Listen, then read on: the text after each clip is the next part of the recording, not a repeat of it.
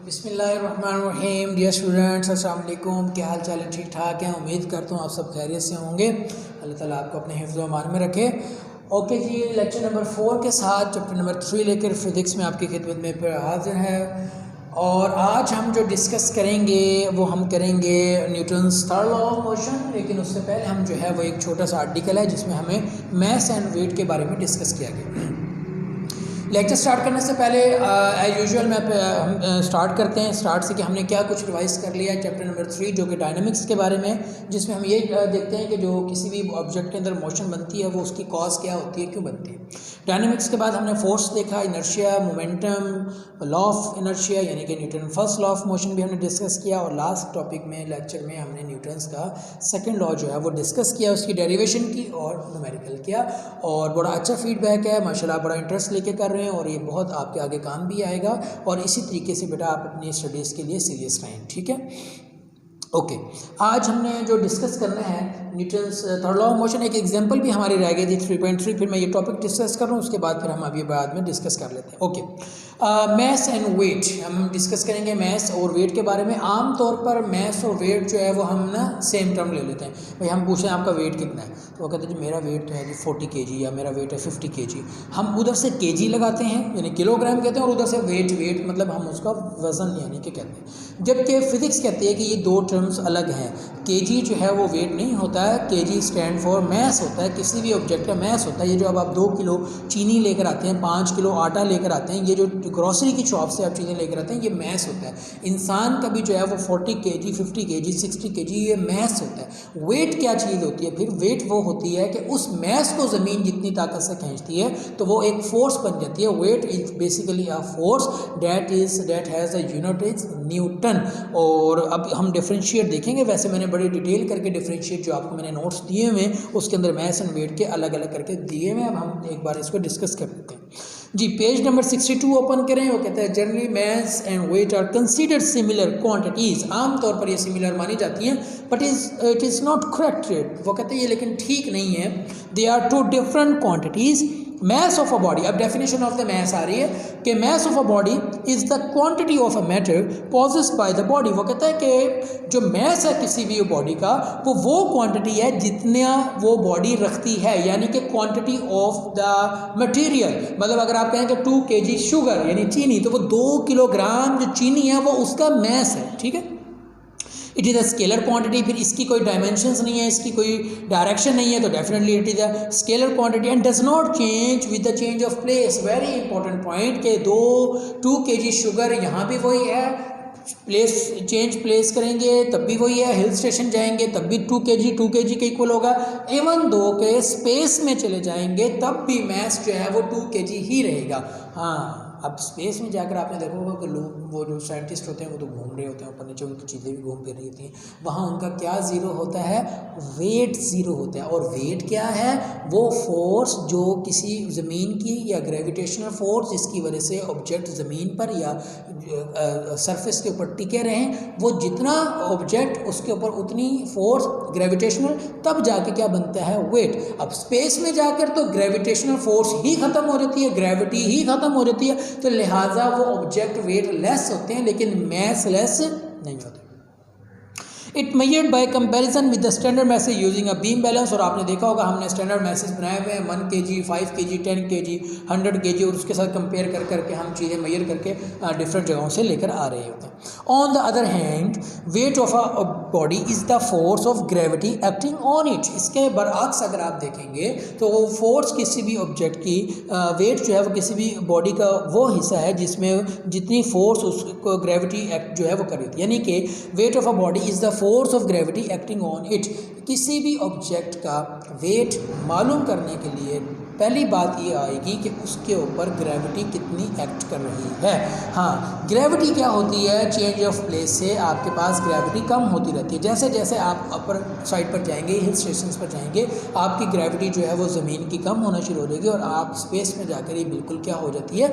Zero हो जाती है। On the earth weight of a body, अब देखें आपको कहता है ज़मीन के ऊपर किसी भी ऑब्जेक्ट का जो वेट है वो क्या है? On the earth weight of a body is equal to the force, ये उस फोर्स के इक्वल होगा विद विच अर्थ अट्रैक्ट, जिससे अर्थ उसको क्या करेगी, अट्रैक्ट करेगी। यानी ज़मीन हमें in term of weight, in term of force attract करती है। अगर किसी ऑब्जेक्ट का मैस जो है वो आपके पास 10 kg है, कितना है जी, 10 kg, मैस कितना है जी आपके पास 10 kg, और ग्रेविटी कितनी है जी आपके पास, आपको पता है 10 मीटर पर सेकंड से, तो उसका जो वेट होगा वो होता है m इंटू जी। तो मैस 10 मल्टीप्लाई बाई 10 करेंगे तो आपके पास उसका कितना वेट हो जाएगा, 100 हो जाएगा, कहाँ पर, ज़मीन के ऊपर। तो ज़मीन उसको 100 न्यूटन से जो है वो क्या करेगी, अपने तरफ खींचेगी, तो उसका जो वेट होगा वो कितना होगा, 100 न्यूटन होगा।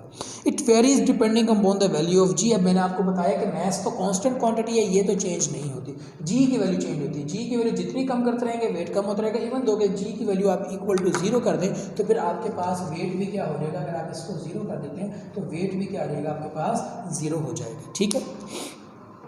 Acceleration due to gravity. Weight W of a body of mass m is related by equation W is equal to mg. Weight is the force, ये वो फोर्स है that is a vector quantity. Definitely क्यों vector है, क्योंकि आपके पास gravity आ गई, और gravity जो है आपके पास डायरेक्शनल होती है टुवर्ड्स द अर्थ, तो डेफिनेटली आपके पास ये वेट जो है वो फोर्स है, और फोर्स आपके पास क्या होती है, वेक्टर क्वांटिटी होती है, लिहाजा वेट जो है वो आपके पास क्या होगी, वेक्टर क्वांटिटी। और ऐसे यूनिट में इसके यूनिट क्या है, न्यूटन है, वही जो कि फोर्स के हैं, क्योंकि मैस के यूनिट क्या होते हैं, किलोग्राम, और ग्रेविटी के यूनिट क्या होते हैं, मीटर पर सेकेंड स्क्वायर। तो आपके पास क्या बन जाएगा, kilogram metre per second square, which is equal to newton. Understand करें, जो कि किसके इक्वल हो जाता है, न्यूटन के इक्वल हो जाता है। Weight is measured by a spring balance, और इसको हम किससे मेजर करते हैं, स्प्रिंग बैलेंस की मदद से मेजर करते हैं। तो आपने इसको डिफरेंशिएट आता है, mass and weight, very very very important short question. Differentiate between mass and weight, तो डिफरेंशिएट के मतलब दरम्यान में लाइन ड्रॉ करनी है, मैस के पॉइंट, उसकी डेफिनेशन स्केलर है, वेक्टर है, वेरी करता है with change of place, very नहीं करता, जी पर डिपेंडेंट है, जी पर डिपेंडेंट नहीं है, its unit is kilogram, its unit is newton, और ये फोर्स है और वो आपके पास फोर्स नहीं है। अंडरस्टैंड करें, okay. Now move towards the Newton's third law of motion. हमने फर्स्ट लॉ पढ़ लिया, सेकंड लॉ पढ़ लिया, अब हम ये देखेंगे कि न्यूटन ने अपने तीसरे कानून में क्या बात कही थी, और बहुत इंटरेस्टिंग है। और ये वाला जो लॉ है ये आपने फिजिकली जो है वो ऑब्जर्व भी किया, एक्सपीरियंस भी किया। देखें, हर एक्शन का एक रिएक्शन होता है। अक्सर आपने सुना होगा कि हर अमल का एक रद्द-ए-अमल होता है उर्दू में, और हर एक्शन जो है वो एक रिएक्शन लगता है। वो रिएक्शन किसी भी टर्म का हो सकता है। अगर इमोशंस में देख रहे हैं तो डेफिनेटली अगर आपको कोई बुरा भला कहे या आपसे कोई ज़्यादती करे तो आपको गुस्सा आता है, वो क्या होता है, उसका रिएक्शन होता है। अगर आपको कोई मार देता है तो आपको फिर गुस्सा आता है, वो भी उसका रिएक्शन होता है। और सम टाइम अगर फ्रेंड्स हों और वो अगर किसी को लगाता है, तो मैं आमतौर पर एग्जाम्पल देता हूँ, तो वो एकदम दूसरा भी उसको लगा देता, तो ये एक्शन का क्या होता है, रिएक्शन होता है। जितना स्ट्रॉन्ग एक्शन होता है उतना ही स्ट्रॉन्ग क्या आता है, रिएक्शन आता है। तो इसको कहते हैं रिकॉइल होना किसी भी चीज़ का। हर अमल का एक रद्द अमल होता है। जब तक आप किसी भी चीज़ को डिस्टर्ब नहीं करेंगे तो उस डिस्टर्बेंस के जो है रिप्लाई में आपके पास कोई भी नहीं। ठीक, ओके। अब हम इसको करते हैं कि न्यूटन ने हमें ये क्यों कहा और ये हमें क्या ऑब्जर्वेशंस थी उसकी। अब जैसे कि आप टेनिस बॉल ले लें, टेनिस बॉल लेकर आप क्यों और सामने वाली दीवार पर मारेंगे, तो आपने इस टेनिस बॉल को उठाया और एक्शन किया, उस वॉल के ऊपर जो है थ्रो किया, तो ये जाकर उस पर लगेगी। इसने एक्शन किया, रिएक्शन में वॉल क्या करेगी, उसको वापस पलटकर मेरी तरफ देगी। अगर इस वक्त आपने लॉ फ्रिक्शन की फोर्सेस और अदर फोर्सेस को क्या कर दें, आप एग्जेम्प्ट कर दें, तो जितना एक्शन जाएगा उतना ही रिएक्शन वापस आएगा। तो ये हो गया एक एग्जाम्पल। दूसरी एग्जाम्पल मैं आपको देता हूँ कि अगर आपने एक बुक को उठाकर टेबल पर रखा है, तो टेबल जो बुक है उसका कोई अपना वेट है। अब हमने वेट पढ़ लिया है, ठीक है, ग्रेविटी की वजह से उसको, वो बुक नीचे क्यों नहीं गिरी। आमतौर पर तो जैसे मैं इसको यहाँ पे बोर्ड मार्कर छोड़ता हूँ तो ये ग्रेविटी की वजह से जो बोर्ड मार्कर है वो ज़मीन पर आता है। तो हम जब किसी भी इस बोर्ड मार्कर को या इस बुक को हम टेबल पर रखते हैं तो ये तब क्यों नहीं नीचे जाता, क्योंकि ये एक्शन फोर्स लगाता है किस पर, टेबल पर, और रिएक्शन के तौर पर टेबल इसको क्या करता है, उठा के रखता है। हाँ, अगर एक्शन फोर्स इतनी ज़्यादा हो जाए कि ये टेबल के अंदर उतनी कैपेबिलिटी ना होती कि इसको उठा सकती, तो डेफिनेटली वो ब्रेक डाउन होता, फिर तो वो गिर जाता। ओके हो गया। लेकिन अगर आमतौर पर हर एक्शन का जो रिएक्शन होता है वो क्या होता है, इक्वल होता है, but in a opposite direction. Opposite direction क्यों होता है, क्योंकि आपने एक्शन किसी एक बॉडी से उस पर लगाई और रिएक्शन वापस इस तरफ आया, तो लिहाजा ये एक्शन और ये रिएक्शन, तो लिहाजा ये क्या हो गया, ऑपोजिट हो गई। और एक्शन जो होता है वो from A point to B point जाता है, from A body to B body जाता है, और reaction from B body to A body होता है। ओके, ओके जी, चलो जी हम इसको रीड कर लेते हैं, फिर आपको साथ साथ एग्जांपल्स भी समझ में आ जाएंगे। वो कहते हैं Newton's third law of motion deal with the reaction of a body. ये डील करता है उस रिएक्शन से जो कि बॉडी पर आए, कब? जब फोर्स एक्ट करेगी उस पर। अभी हमने देखा कि फोर्स जो है वो चेंज लेकर आती है उसके स्टेट में, फर्स्ट लॉ में कहा। फिर उसने कहा कि ये फोर्स जो है उसकी एक्सेलेरेशन में डायरेक्टली प्रोपोर्शनल होती है। ओके, अब वो कहता है कि जब आप किसी ऑब्जेक्ट पर फोर्स लगाते हैं तो वो रिएक्शन के तौर पर कुछ ना कुछ करती है। वो क्या करती है? वो क्या करती है देखते हैं। Let a body A, book पर ज़रा रीड करते रहें। Exert a force on another body B. कोई एक बॉडी किसी बी बॉडी के ऊपर क्या करती है? कोई फोर्स लगाती है। तो बॉडी बी रिएक्ट करती है against this force and exert a force on body A. तो वो भी क्या करती है? रिएक्ट करती है और वापस पलट कर बॉडी ए पर क्या लगाती है? फोर्स लगाती है। The force exerted by body A on B is the action force. जो बॉडी ए ने लगाई बी पर पहले, वो क्या होगी? Action force. और जो बॉडी बी लगाएगा वापस ए पर, वो क्या होगा? रिएक्शन फोर्स होगी। ये ध्यान में रखिएगा। और whereas the force exerted by body B on A is called reaction force. Newton's third law of motion states that to every action there is always an equal but opposite reaction. हर एक action का कोई ना कोई reaction होता है, लेकिन किस में होता है? ऑपोजिट इन रिएक्शन होता है। ठीक है, ओके। अब वो कहता है according to this law action is always accompanied by a reaction force and the two forces must always be equal and opposite. Know that action and reaction forces act on a different bodies. और ये बात ध्यान में रखिएगा, action A body से B पर होता है और रिएक्शन बी बॉडी से ए बॉडी पर होता है। तो action and reaction are apply on a different two bodies के ऊपर होता है। ठीक है, अब दो एग्जांपल्स उसने दी हुई हैं, देखें हम एग्जांपल डिस्कस करते हैं। Consider a book laying on a table as shown in figure. The weight of the book is acting on the table is the downward direction, this is the action. तो जो wait of the book है वो downward लग रहा है table के ऊपर, ये एक्शन है। किसके ऊपर? बुक का टेबल के ऊपर। Okay, this is the action. The reaction of the table, अब रिएक्शन के तौर पर टेबल क्या करेगा? Acts on the book in the upward direction. वो वापस उसको अपवर्ड डायरेक्शन में एक फोर्स लगाएगा बुक की तरफ, जो कि रिएक्शन फोर्स होगी टेबल से बुक की तरफ। Okay, consider another example. एक और एग्जांपल लेते हैं। वो कहता है take an air filled balloon. ये बड़ी इंटरेस्टिंग एग्जांपल, और आपने एक्सपीरियंस की होगी कि अगर आप एक बैलून लेते हैं और उसको एयर से फिल्ड करते हैं, जैसे कि फिगर में दिखाया गया है, when the balloon is set free, हवा भरने के बाद उसको पकड़ा और सेट फ्री का मतलब उसको छोड़ दिया, तो हवा इस तरफ निकलेगी और बैलून आपका उस तरफ जाकर गिरेगा। हवा का इस तरफ निकलना एक्शन, रिएक्शन के तौर पर बैलून का उस तरफ जाना reaction. Good. So the balloon is set free, the air inside rushes out and the balloon moves forward. In this example, action is by the balloon that pushes the air out of it when set free, यानी कि balloon ने action किया air के ऊपर कि तुम यहाँ से बाहर जाओ, ये एक्शन हो गया। और the reaction of the air, फिर रिएक्शन ऑफ द एयर क्या हुआ? that pushes the air that escape out from the balloon acts on the balloon. It is due to this reaction and of the escaping air that moves the balloon forward, और जिसने balloon को क्या किया? Forward की side. और इसकी बड़ी practical example आपको एक और भी मिलेगी, जो कि आपके पास रॉकेट की है, जिसमें रॉकेट आपको दिखाया गया है और वो मूव कैसे करता है। सेम प्रिंसिपल पर है कि व्हेन इट्स फ्यूल बर्न, आपको पता है रॉकेट के अंदर जो वो फ्यूल होता है, जब वो बर्न करता है तो हॉट गैसेज जो हैं उसकी टेल से बाहर निकलती हैं और वो इतनी ज़्यादा आती हैं नीचे की तरफ, इतनी ज़्यादा आती हैं कि वो फिर आहिस्ता आहिस्ता उस रॉकेट को क्या करती हैं? अपवर्ड क्या करती हैं? पुश करती हैं। तो action is on the earth by the rocket by the of the tail gases या hot gases escaping from its tail, and reaction ये होता है, रिएक्शन के तौर पे वो हॉट गैसेज जो हैं वो उसको अपवर्ड क्या करती हैं? मूव करती हैं, जिसकी वजह से वो हाई स्पीड से क्या करता है? अपवर्ड मूव करता है। So when it's fuel Burns, hot gases escape out from its tail with a very high speed, and the reaction of these gases on the rocket cause it to move opposite to the gases rushing out of its tail. ठीक हो गया?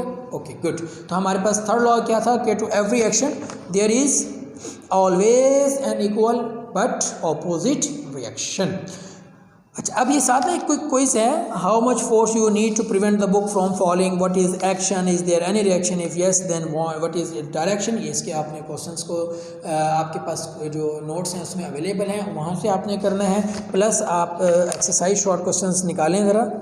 Exercise short questions में आपने 3.3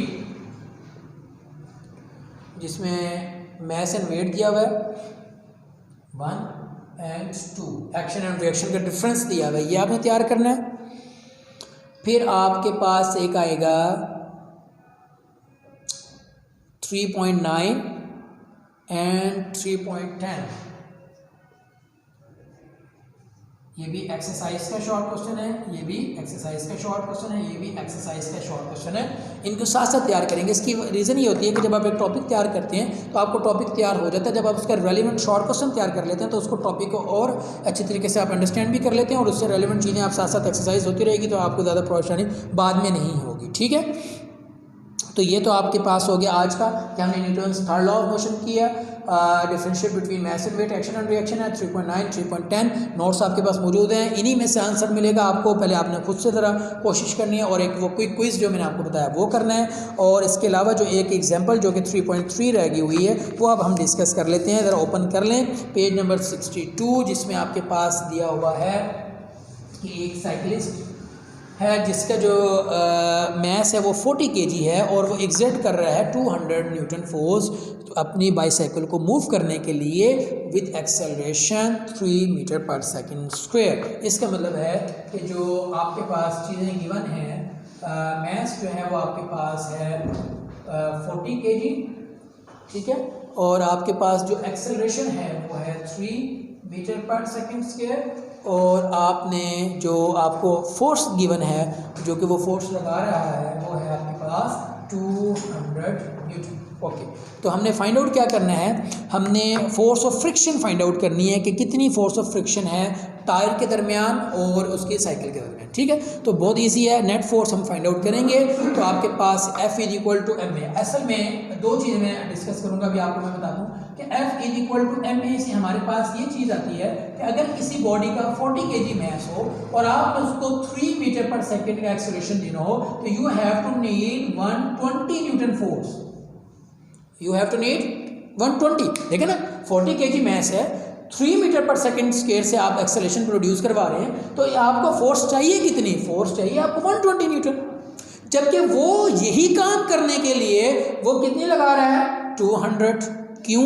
क्योंकि हमने कहा था कि फोर्स जो है वो नेट फोर्स ये होती है जो उसको क्या करे, एक बॉडी को मूव करवाए। नेट फोर्स का मतलब होता है कि काफ़ी सारी फोर्सेस उसको रोकने में भी लगी हुई होती हैं और काफ़ी सारी फोर्सेस उसको चलाने में भी लगी होती है।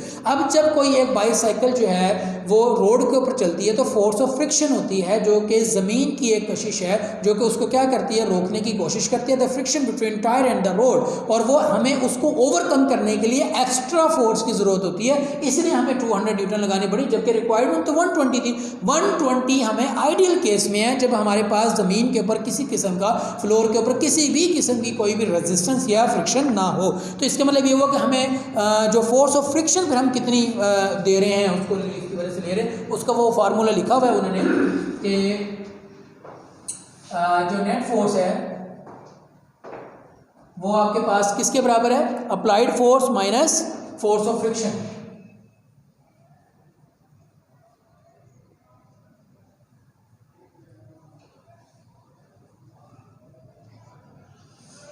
ठीक है, ओके। अब नेट फोर्स कितनी लगा रहे हैं आप 120 न्यूटन, ये देखें ये निकाली हमने, और अप्लाइड फोर्स कितनी दे रहे हैं 200। ये F, तो आपने F को फाइंड आउट करना है, F इधर लेकर आएंगे, ये पॉजिटिव हो जाएगा, ये 200 में से ये 120 इधर आकर नेगेटिव हो जाएगा, तो वो फोर्स आपके पास कितनी हो जाएगी 80 न्यूटन की फोर्स ऑफ फ्रिक्शन आप क्या कर रहे हैं उसमें। Force of friction between the road and the tyres कितनी है बेटा 80 न्यूटन है। ठीक हो गया, ओके जी। आज का लेक्चर हमारा वाइंड अप होता है। हमने Newton third law of motion discuss कर लिया, मैस एंड वेट डिस्कस किया, ये एक्सरसाइज के कुछ शॉर्ट क्वेश्चंस हैं, ये मैंने आपको बताया, ये आपने करने हैं, और कोई क्विज करना है, और एग्जांपल जो है वो 3.3 आपने करना है। आर्टिकल नंबर जो है हमारा 3.2 जो है वो चल रहा है। इंशाल्लाह नेक्स्ट लेक्चर में हम बहुत ही इंपॉर्टेंट जो है वो चीज़ डिस्कस करेंगे, उसमें हम जो है वो 2 केसेस होंगे टेंशन के और एक्सेलरेशन के, वो इंशाल्लाह हम डिस्कस करेंगे, और आपने साथ साथ इसको पढ़ते रहना है, और साथ साथ हमें जो भी आपको काम दिया जाता है उसकी रफ प्रैक्टिस करके आप हमें सेंड करते रहें। उम्मीद करता हूँ आपको आज का लेक्चर समझ आया होगा। डेली बेसिस पर आपने लेक्चर बेटा तमाम सब्जेक्ट्स के लेते रहें, और अगर कोई क्यूरीज हो तो आप अपने कंसर्न पर्सन टीचर से जो है वो साथ साथ डिस्कस भी करते रहें। तो नेक्स्ट लेक्चर तक के लिए मुझे इजाज़त दीजिए, फिर इंशाल्लाह मुलाकात होगी। दुआओं में याद रखिएगा। अल्लाह हाफिज़।